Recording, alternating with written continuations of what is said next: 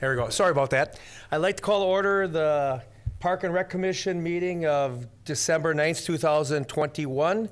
We do have a quorum, and Craig Walker will be on Zoom, so we're all here but one. So, first of all is approval of the minutes from September 30th. Motion to approve. Second. We have a motion and a second. Is there any comments on it, or all in favor? Aye. Aye. Anybody opposed? Motion carries. Unfinished business, Mike, nothing down for that, right? Not at this time, no. Okay, let's go with new business, revisions to urban forestry master plan. All right, that'd be me. So we came up with some revisions to the master plan. What we've been working with is the DNR. We usually get an urban forestry grant. It's about $25,000. We'll use it for planting, and we actually bought some iPads for it to update our inventory. So what I've been trying to do is I've been working with Mike and Cindy on updating our urban forestry master plan because it was written in 1995. So that was the year I graduated from high school. So we need to do a little bit of updating. Just a background on the forestry master plan. What it does is it gives overall control methods for the urban forest. It was done by an outside contractor last time. So now we're taking it in-house, and we're going to try to tweak it more towards what benefits the city of West Bend. So covers tree species, planting specs, canopy percentages, insect control, etc. Mike probably knows all that since he read the whole thing. So Just ask me. So a couple of things that we're looking at changing is the approved city street tree list. We've worked with Johnson's Nursery over the last 7 to 10 years, more longer than that, but recently with the ash removals, trying to get the city street trees replanted. We went with a couple species that we thought would be good. We put them on the approved street tree list, and now we're looking at probably taking them off.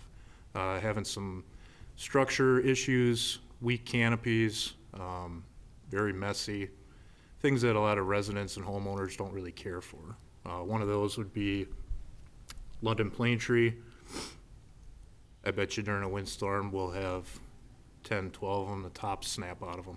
They're really weak wooded. They're kind of like from the popple family. So they grew real fast, which we were trying to do, get more canopy back out there after we took most of it down. But they're just not working out. Bradford pear is another one, Calvary pear. It's actually been classified as an invasive species. So we don't really want to be promoting putting that out on the street. So, so we are going to do that. We are putting some ones back on there though. If it mattered, chinkapin oak, tulip trees, buckeyes, and some ginkgos. Some of them are slow growers, but overall they're just a better high quality tree. So that's what we're doing in one aspect of the master plan. Another one is we need to manage the trees that we put out. Ever since EAB came through, we haven't been able to keep up with the annual pruning. So the trees get planted, and then there's trees out there probably haven't been trimmed since they got put in. So we're looking at this winter going through and trimming all the younger trees, getting them leader trained, getting them up. Probably a majority of our service requests this summer were for pruning that trees were blocking the sidewalk because we haven't had time to get to them. So that's why we're adding this Appendix H, which is pruning adaptive management plan for all the younger trees. We want to get more onto younger trees are what we would consider 2 years or older. Because once the tree's first put in, we don't want to touch it for at least 2 years till it's established. This way we'll be able to maintain fast-growing species a little bit better, which will dictate the frequency of the pruning cycles. This may be every 2 to 3 years or longer, depending on results, until that they can be reabsorbed into the regular cycle. So like we can get them caught back up, and then every 4 or 5 years when we go through an area, then they'll just be, we won't have to go out special just for the young trees.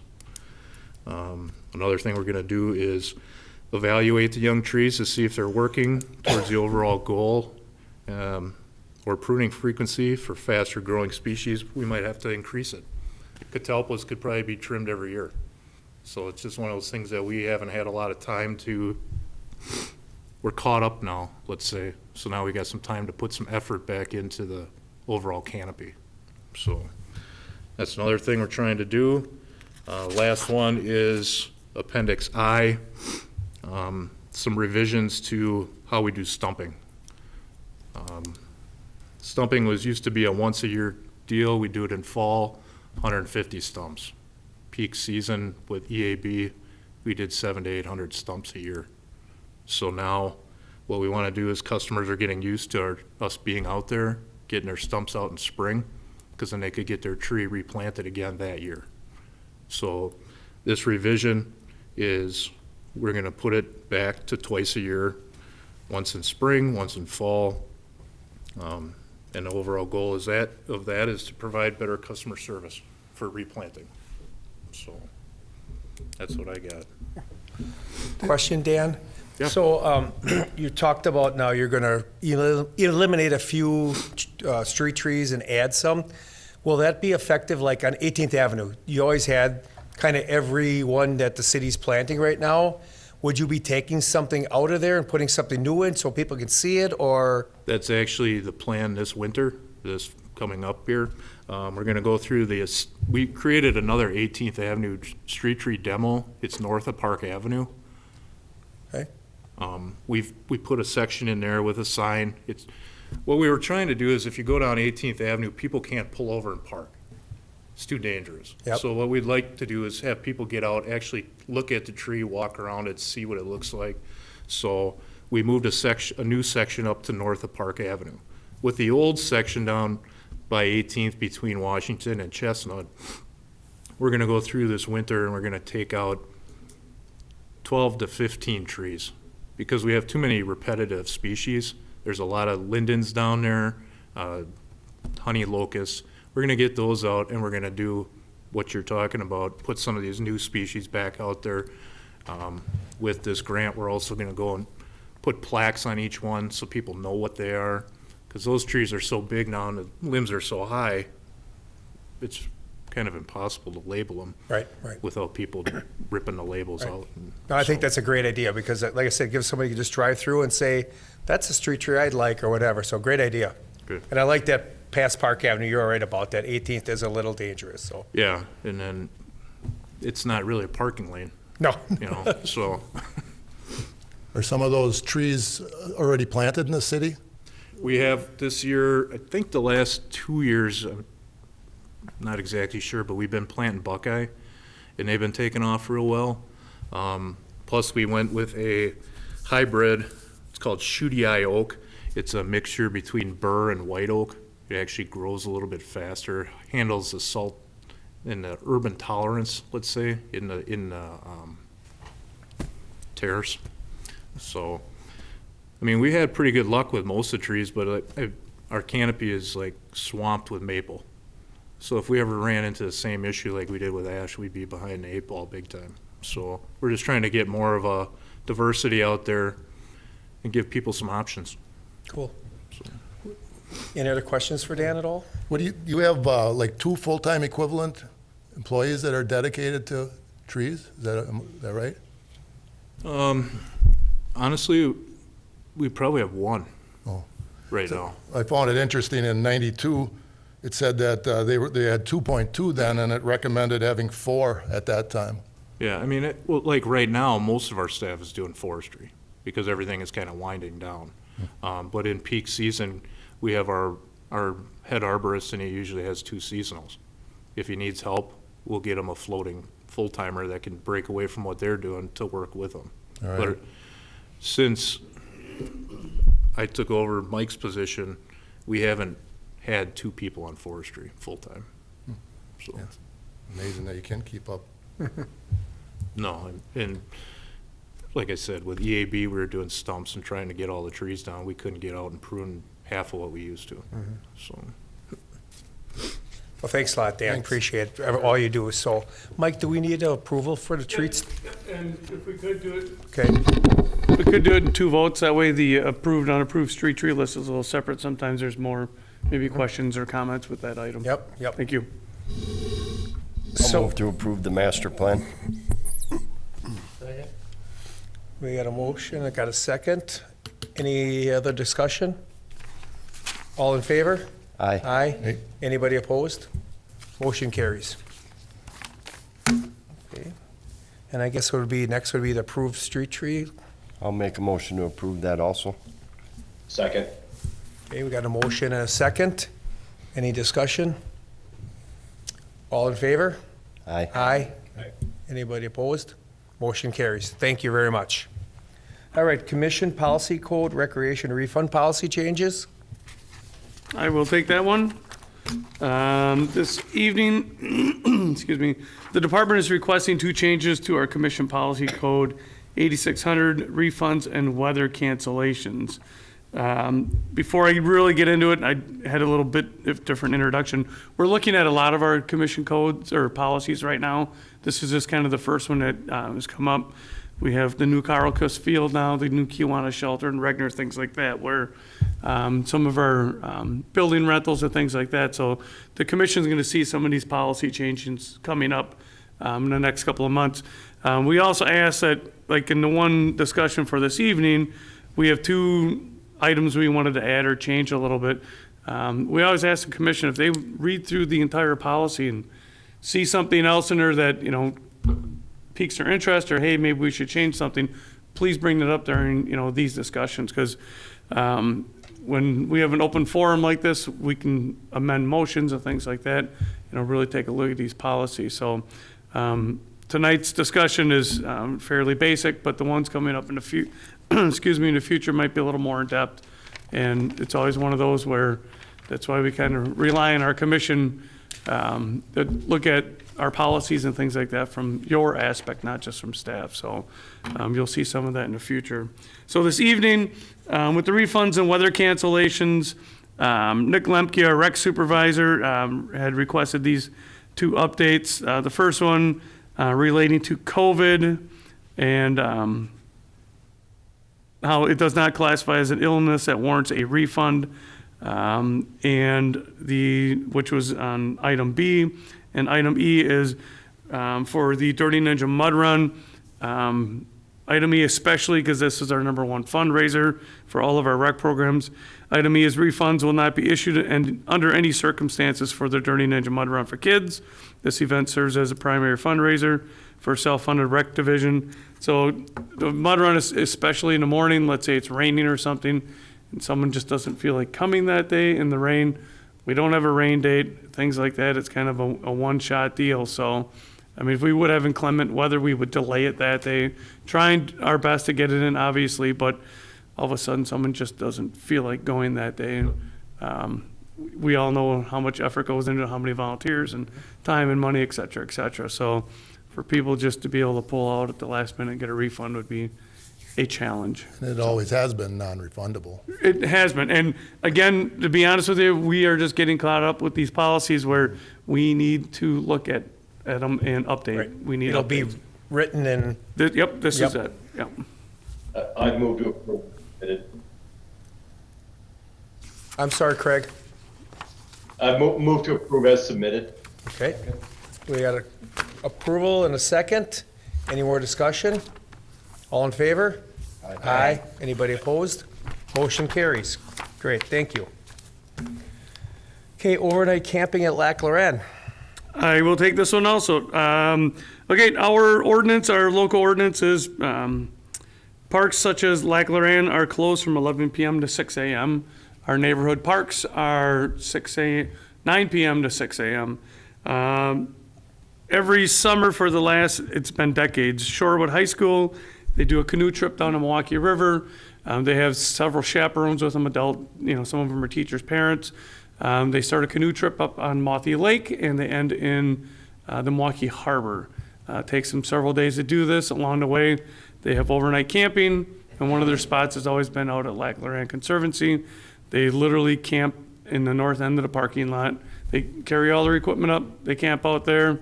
We have the restroom facilities. Sometime that morning, they get back on the river and continue with their trip south. So we would ask for a temporary variance for that evening for only that group at Lac Loran.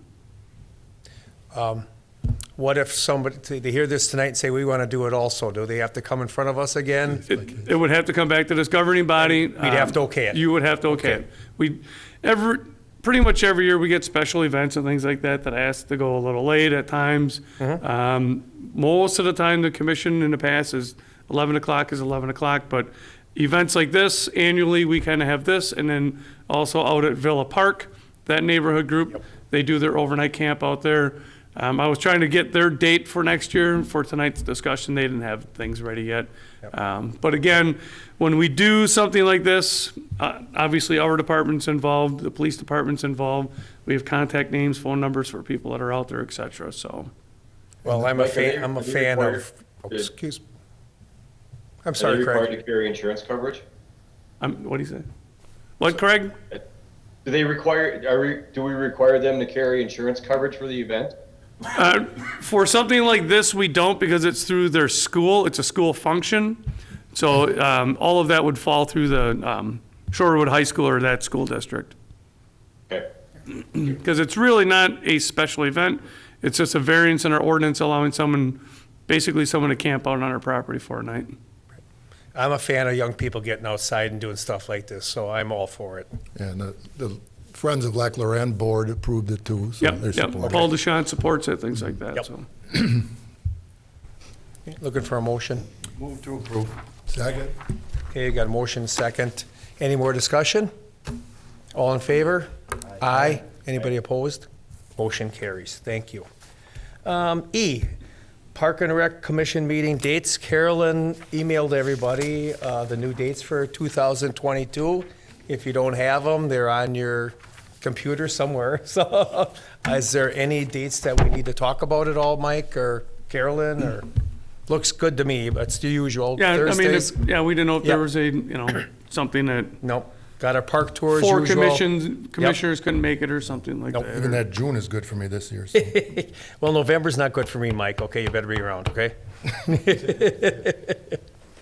Probably got to approve this tour? Yes, please. Yep. Okay, the motion? Approve, or motion to approve. We got a motion approve and a second. Any more discussion? All in favor? Aye. Aye. Anybody opposed? Motion carries. Thank you. All right, donations. I will start and then Carolyn will finish. We have approximately 8 or 9 donations this evening. The first one is from We Energies Foundation for $12,500. This is the second installment of a $25,000 gift. This money is going to be used for the Riverwalk renovation along the west side downtown. The second donation is the Beach Bums donation, $1,000 each. For each one of these donations going to the Ragnar Park Beach House renovation project. The first one is from Kevin and Jen Wagner. The second one is from Ken and Sue Moyler. Thank you, Chief Moyler. And the third one is Joel and Christina Ongart. Again, those 3 families are now officially beach bums if they are approved this evening.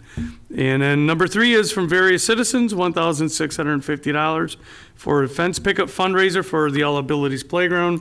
Again, our parent group is selling fence pickets for $400 or for $50 a piece. So different people, organizations can get their names and things like that. It's a good fundraiser for that project. And my fourth donation before turning it over to Carolyn is a really kind of exciting and very impressive donation. It's from the West Bend Police Department. It's from their staff. It's from all the police officers and dispatchers and administrative assistants, things like that. November is No Shave November, so many of the guys get to wear beards and things like that, but if they want to, they have to pay for it. And some of the folks don't grow beards, and so if they want to wear maybe some jewelry or something unique during the month of November, they have to make a payment also. PD does this on an annual basis. To me personally, I think it's just really exciting because I work with so many of those folks. And to see them donate $4,000 for the Ragnar Beach House project, I think is pretty exciting. They have our police department, their staff supporting that project, so thank you to all of them. So I have a donation from the West Bend Mutual Insurance Company Charitable Fund, West Bend Community Foundation, for $100,000. This is the second time they have donated that dollar amount, $100,000, and this is for the Ragnar Beach House renovation project. I have a donation from West Bend Historic Theater. The Bend had a fundraising concert. They have given the amount of $1,842.75 for the All Abilities Playground. We have a donation from Blue Luna Yoga and Wellness. Felicita Holtzman does a yoga class at Ragnar. She gives a donation to our recreation division for adult fitness, for the privilege of using that space for that adult class. And finally, we have a donation from the West Bend Professional Firefighters Charities. They have hold their yearly golf outing, and they named the All Abilities Playground as one of their beneficiaries for the proceeds of their golf outing this year. So we thank all these donors. Thank you. Again, it shows how West Bend gives back to the community. It is outstanding. It really is unbelievable. Any other comments? Although the fence pickets, are they maxing that out? It seems like they've sold a lot of those. They could probably sell, Mike, hundreds. Yeah, because, excuse me, about 2/3 of the playground we're gonna want fenced in because it's towards the parking lot and the restrooms, things like that. Once it gets to the east side of that area, we're gonna have the retaining wall on that hillside there, so that'll be kind of a natural barrier, so, nope, and there's 2 sides to each fence, so. Yeah. It's a fundraiser. Dan and I were just looking at, we were down in Oconomowoc with Mr. Hepner last week and looking at their playground, same type of setup, they do the same thing. Down in Franklin, they've done the same thing, Port Washington. It's affordable for the average family, so. Just go to St. John's Church, their playground. It's outstanding. I mean, it really, you walk around and look at the names, it's cool. And the kids like it, a lot of times if they see their family name up there or something like Walk that. like this? Yes, you might have to. Okay, do we have a motion to approve the donations? Move to approve. We had a motion, a second. Any more comments? All in favor? Aye. Anybody opposed? Motion carries. Okay, now reports. Chairman, I guess that's me. First of all, I'd just like to thank the Park and Rec and Forestry and City for all they've done this year. Look what all happened again this year, right? It's incredible, and all the stuff that's in motion right now. You wouldn't believe it. For a little town of, 40,000 people, it's outstanding. So everybody should get a pat on the back, because it really is all the work and effort you guys put into it. The donations and everything else is outstanding. So we're really blessed to live here. So Merry Christmas, Happy New Year to everybody, and thanks again. Mike? Yeah, I'll just say, just to like piggyback on yours, I was at Ragnar today. They're pouring concrete for the beach house, so that's moving along. Yeah, It's nice to see. And I guess pray for snow so we could get some snowshoe Saturday in. Yep. And ice, so we can 2 ice inches. skate at Ragnar. And Merry Christmas, everybody. Yep. Thanks, Mike. Quarterly trust report? I'm sorry. Everyone should have the latest quarterly trust report in their packet. Again, this is from the end of September, fourth quarter. Trust report won't be coming out for a little bit yet. One item of interest, if you look towards the middle of your column there, or the spreadsheet, park fees acquisition, those are our park impact fees. You go down to the bottom, and it shows a total of $519,000. The $300,000 that was allocated for the beach house has not been removed from that number yet. Oh, it hasn't. Has not been.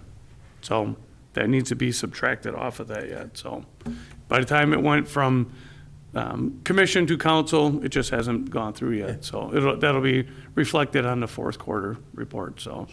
But I hope so. No, our last meeting was September 30th, and then it, doesn't happen until the first couple weeks of October, where they actually moved the funds. So that will show as activity in October, and it will be on the next quarterly report.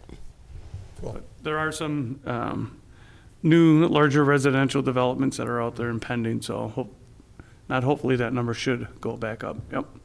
So, Great. Do we have to prove that also, I believe, right? yes, please. Okay. Or no, that Do would we just have be to prove it? discussion. No, that's just, Sorry. it's, okay. All right, sounds good. Okay, Dan, do you got a few more words for us tonight? Yeah, just a couple highlights of what we've been doing the last month or two. We brought on a new staff member. His name's Brandon Rohde. He's a transfer from the DPW department. Seems to be fitting in well with the guys. Been down by us for about a month now, so that's kind of exciting. We're all set for winter. Staff changes all the equipment over. Our lawnmowers get turned into like mini tanks. They got tracks on them, and they're even comfortable for a larger man. So, Like Mike Jens? well, I'll leave that alone. We finished the trail work at Glacier, or at LLC. We finished we stoned the lake loop all the way, and then there's talk of possibly doing more out there to make it more handicap accessible. So we've been working with that. Just today, we started doing removals at the pine tree plantation. They harvested the pine tree plantation last winter, right? A little bit before that. And we're trying to get it to be more of a prairie restoration from Royal Oaks Prairie into a soft gradual incline back to forest. So there's a fence line, old fence line in there that has a lot of basswood and buckthorn and cherry and stuff that were a little bit undesirable for a prairie. So we're gonna go out there and try to clear all that.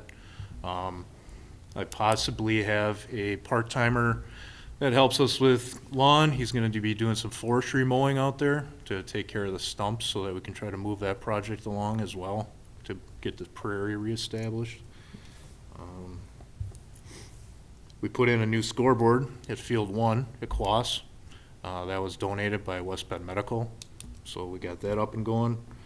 We installed a temporary path around the bathhouse so we could keep enchantment going through the winter. And lastly, we got 3 staff members this year that will be helping DPW plow. So that's about it right now. Great. Any other questions for Dan? Did you see the article in the Journal about the goats? How come West Bend wasn't in there? So I didn't it was see in a Journal this week. They're using them where? Was it in Milwaukee someplace? They're all excited, so. Yeah, God, there you go. Thanks, Dan. Sure. Okay, Mike Jens, Director. All right, thank you. Couple quick items. I'm going to keep going with staffing updates. As Dan had mentioned, Brandon had joined our staff approximately a month ago. It's really exciting to have Brandon on our team. He's got some background in landscaping, things like that, and he also spent several years in the Air Force, so we kind of like that in some of our staff members. Also, Cindy Lyons, our project manager. Cindy will be retiring in February. Oh, I was. So we do have a job posting out for that position. We are hoping to get maybe a little bit of overlap. Normally, we don't do that. We wait for someone to retire and then bring the next person on. But with the downtown Riverwalk projects and the grants and everything else, the city does not want to leave all that on my shoulders because it'll probably get messed up or something like that. So, no, good. We're very happy for Cindy. We'll certainly be sad to see her go. But I'll be quite honest with you, she was ready for retirement several months ago, and she's continuing her time here with us because of the Riverwalk project. She wants to make sure we can get it out to bid and maybe have a contractor hired before she goes in retirement. So we really appreciate her dedicated effort. And the third staffing update is Jackie Maynard. She is our special events and tourism coordinator. She will be moving at the start of next year up to our communications department. So our communications department is more of a marketing department, things like that. So kind of a better fit having that position in that department. Also, Jackie's position is not paid for out of the general tax base. It's paid for out of the tourism account, basically. And so that ties in a little bit better and legally a little bit better also with the communications department. Does that mean we are going to have less special events and things like that in West Bend? Absolutely not. In general, nothing should change. We're not going to lose any service. If anything, maybe with her up there, maybe we can get her some support and get her some more marketing and things like that for some of our events. So that'll be happening at the start of the year. Beach House project, like Mike had mentioned, that is going along. It's moving along. We're on schedule. We're on schedule to finish at the end of May. When we bid out that project, we had a base bid and then several alternates, not knowing exactly where things were going to land with our donations and all that, and our impact fees that we used. So again, we were going to do kind of the main part of the building and the multi-purpose room, things like that. This evening, we had an announcement down in Ragnar Park. T-Mobile has donated $50,000 towards that project, and that means we get the west patio now for that. So they would like to have naming rights for that, so that'll be coming back to commission at some point in time. So the temporary road Dan and the guys put in, we got to move that outside of that footprint now. So but that's all good. I mean, it's to get that additional project or aspect of that project completed. That'll be big. That'll really help out with special events and rentals and things like that. So downtown Riverwalk, we will be at council December 20th for permission to bid that. Right now, we are still working, We Energies, Charter Communications, AT&T, they're still working on some of the utility work. And myself and Cindy are working with SEH, putting together our bid package. Again, we're going to bid phases 2, 3, and 4 all as one contract. It'll be 2022 through probably 2024 to get it all done. We'll have staggered completion dates for different sections, things like that. It's not going to be one lump sum. We got to get this all done, et cetera, et cetera. And the funding for it doesn't come all at one time also. So for the project itself, we're hoping we can bid it out now. It's basically going to be, I'll say, 2.5 year project for some company, for some subs, things like that, where hopefully we'll get some pretty decent prices on it. And that way also one of the things we're always concerned about is the business owners and our customers downtown. We can hire one contractor, hopefully for a year or 2 years to get this done. They get to know that contractor. We know that contractor. So hopefully communication between our contractor and our customers downtown would continue from one source during that time period. And after that, or other than that, happy holidays. Thank you to all the commissioners. I appreciate all of your support throughout the year, your time, the meetings, tours, working special events, and just your support of not only our department, but West Bend. We appreciate that. Thank you. Well, thanks, Mike. Is there anything else for the good of the Park or Rec Commission tonight? If not, meeting adjourned. Good night, Craig. Thanks, everyone. Good night. Have a days.